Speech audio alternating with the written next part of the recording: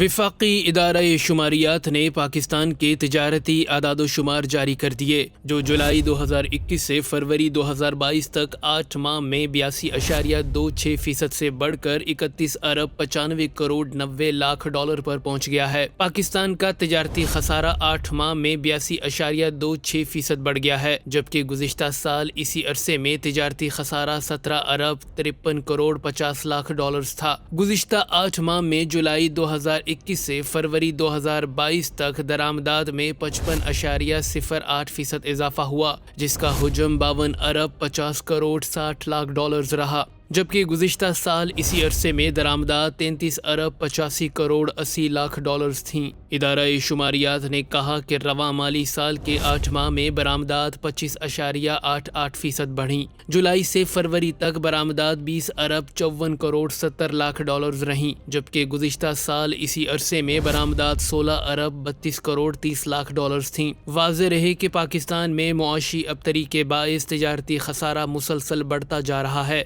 تجارتی خسارے کو کم کرنے کے لیے درآمدات اور برآمدات کے حجم کا متوازن ہونا لازمی ہے۔ بصورت دیگر تجارتی خسارے میں اضافہ معاشی مشکلات میں اضافہ کر سکتا ہے۔